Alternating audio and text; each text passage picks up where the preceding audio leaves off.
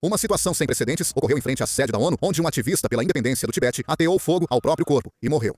Isso foi relatado como um protesto contra a recente implementação da Lei de Unidade Étnica da China. Hoje, vamos analisar esse assunto com mais detalhes. Vamos conferir agora. No dia 2 de julho, às 18h30, foi registrado um chamado informando que um homem sofreu queimaduras graves em frente à sede da ONU em Nova York, nos Estados Unidos. Após receber o chamado, a polícia foi até o local e encontrou um homem gravemente ferido pelo fogo. Ele foi imediatamente levado para o Hospital Bellevue, nas proximidades, mas, infelizmente, não resistiu e faleceu. A polícia, inicialmente, não divulgou a identidade da vítima, alegando investigação. Depois, mídia tibetana no exílio e imprensa local informaram que era o ativista pela independência do Tibete, Lokba Langchen. Ele era conhecido por trabalhar como motorista de Uber nos Estados Unidos e, ao mesmo tempo, por participar do movimento de independência do Tibete por muitos anos. Durante o incidente, Lokba Langchen segurava a bandeira do Tibete e discursava em frente à sede da ONU pedindo independência e união do Tibete.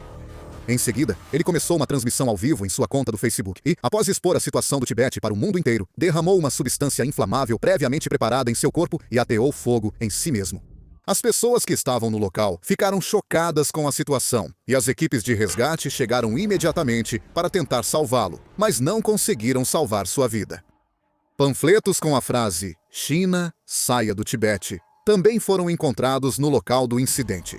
Alguns interpretam sua ação como protesto contra o governo chinês pelo controle do Tibete, políticas para minorias étnicas e para chamar a atenção internacional à questão tibetana. Na sociedade tibetana, esse protesto não é inédito. Segundo o Movimento Internacional pelo Tibete, mais de 150 autoimolações ocorreram entre 2009 e 2022 em protesto contra as políticas chinesas no Tibete. A maioria desses casos ocorreu dentro da região do Tibete e poucos aconteceram no exterior. Por isso, este incidente está recebendo ainda mais atenção. Este incidente está sendo visto como mais uma demonstração de que as vozes que exigem a independência do Tibete e a liberdade religiosa e cultural ainda continuam ativas. Quando questionado sobre este incidente, o governo chinês voltou a enfatizar que o Tibete faz parte do território chinês. Além disso, afirmou que está atento às reportagens relacionadas e que acredita que o país envolvido irá lidar com a situação de acordo com suas próprias leis. E também declarou que gostaria de enfatizar que o Tibete, desde os tempos antigos, é uma parte inseparável do território chinês. No entanto, há um motivo adicional pelo qual este incidente está recebendo ainda mais atenção. O incidente ganhou destaque por acontecer logo após a entrada em vigor da Lei de Unidade Étnica em 1º de julho. A Lei de Unidade Étnica busca fortalecer o senso de comunidade e a integração nacional entre todos os cidadãos chineses, Han, e 55 minorias étnicas. Como já expliquei antes, essa lei está causando grandes problemas porque persegue minorias étnicas e, além disso, pune estrangeiros que insultam a China. A lei inclui uma cláusula que permite responsabilizar legalmente, até mesmo fora das fronteiras da China, caso alguém prejudique a unidade e o desenvolvimento étnico ou incite a divisão étnica. Falar mal da China pode levar à punição na entrada do país, caso o governo chinês considere que isso prejudica a unidade étnica e seu desenvolvimento. A lei da unidade étnica é importante porque transforma a política étnica do Estado em lei, e não só em diretriz administrativa. A lei estabelece que os órgãos estatais, órgãos locais do Estado e governos locais devem considerar a unidade étnica como um critério importante em todo o processo de implementação das políticas. Assim, ao criar políticas em educação, cultura, economia, emprego e desenvolvimento regional, é preciso avaliar se promovem a unidade étnica. Cada governo local e instituição pública passou a ser legalmente obrigado a promover continuamente políticas relacionadas à unidade étnica. A lei deu aos órgãos estatais e funcionários públicos o dever de proteger a unidade étnica. Os funcionários públicos devem prevenir atos que prejudiquem a unidade étnica durante o desempenho de suas funções e implementar ativamente as políticas relacionadas. Isso também pode ser interpretado como o governo definindo a questão étnica como uma tarefa central em toda a administração nacional. Existem ainda regulamentos separados para as áreas de mídia e publicação. As mídias e editoras devem criar e divulgar conteúdos que reforcem o senso de pertencimento à comunidade da nação chinesa. Também foi especificado que filmes, transmissões, publicações e conteúdos online devem desempenhar o papel de promover a unidade étnica. Por outro lado, foi estabelecida uma base legal para que conteúdos considerados como fomentadores de conflitos ou divisões étnicas possam ser regulamentados.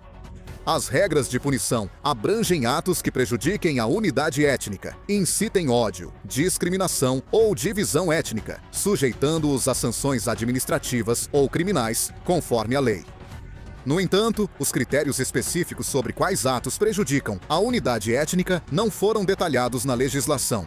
Por isso, especialistas e a comunidade internacional temem que o escopo de aplicação seja interpretado de forma ampla. A aprovação de uma lei como essa foi suficiente para causar preocupação entre os tibetanos. Eles reagem com veemência e afirmam que isso vai oprimir ainda mais a cultura, religião e identidade tibetanas. Desde que Xi Jinping virou presidente, aumentou o controle institucional sobre minorias étnicas. Minorias étnicas como tibetanos e uigures enfrentam forte vigilância por possíveis atividades separatistas. Além disso, um dos lugares que está reagindo de forma mais sensível a essa nova lei da unidade étnica é justamente Taiwan. Em Taiwan, acredita-se que essa lei vai além das políticas para minorias étnicas e pode, no futuro, servir de base legal para a questão de Taiwan. Organizações civis de Taiwan focam no artigo 21 da Lei da Unidade Étnica. O artigo exige promover economia, cultura e intercâmbios entre os dois lados do estreito e reforçar o sentimento de pertencimento e a identidade dos taiwaneses como parte da nação chinesa. Em Taiwan, isso não é considerado um artigo para promover intercâmbios culturais, mas sim como um mecanismo legal para incluir os taiwaneses na identidade nacional chinesa, tratando-os como chineses. Organizações civis de Taiwan também apontam problemas nos artigos 41 e 63. Eles disseram que o artigo 41 formaliza a estratégia de frente unida da China e que o artigo 63 dá base legal à jurisdição extraterritorial, permitindo responsabilizar pessoas fora do país. Ao analisar essas regulamentações em conjunto, o lado taiwanês conclui que a China estabeleceu uma base não apenas para exercer pressão legal, mas também para ampliar a pressão política e psicológica sobre pessoas no exterior, incluindo estrangeiros. Por isso, também se alega que essa lei vai além de uma legislação doméstica comum. Chen Wonja, vice-reitor da Universidade Kainan e estudioso taiwanês de segurança nacional e diplomacia, também expressou preocupações semelhantes. Ele analisou que, especialmente, o artigo 63 tem grande possibilidade de ser utilizado sob o pretexto de segurança nacional. Ele disse que o problema é a lei não especificar os limites dos atos que prejudicam a unidade étnica ou promovem divisão étnica. Critérios pouco claros ampliam a interpretação e dão mais discricionariedade ao governo na aplicação da lei. Isso gerou preocupações em Taiwan de que, no futuro, taiwaneses possam ter problemas por declarações ou ações passadas, não só na China, mas também em outros países. Há análises de que até áreas antes sem problemas, como intercâmbio acadêmico, negócios e eventos culturais, podem ser afetadas. O impacto da aplicação ainda precisa ser avaliado em casos futuros. Mas, em Taiwan, a preocupação de que a nova lei de unidade étnica imponha um novo fardo legal tanto nas relações com o outro lado do estreito, quanto para taiwaneses no exterior. Além disso, como a lei inclui cláusulas que podem ser aplicadas até mesmo a estrangeiros, as reações da comunidade internacional também surgiram rapidamente. Em especial, os Estados Unidos e a Europa estão atentos à possibilidade de que esta lei ultrapasse as políticas étnicas internas da China e venha a ter impacto até mesmo no exterior. Logo após a entrada em vigor da lei, a Comissão de Relações Exteriores do Senado dos Estados Unidos divulgou uma declaração bipartidária de oposição. Parlamentares republicanos e democratas, em declaração conjunta, disseram que o Partido Comunista Chinês não reconhece o direito à autodeterminação de minorias como tibetanos, uigures e mongóis. Criticaram a nova lei de unidade étnica por buscar controlar mais a religião, cultura e língua dessas minorias dentro e fora da China. Parlamentares americanos criticaram especialmente a exigência de conformidade com a ideologia do Partido Comunista Chinês na lei. Eles apontaram que o Estado impor determinados valores políticos por meio da lei pode restringir a liberdade de expressão e a liberdade religiosa.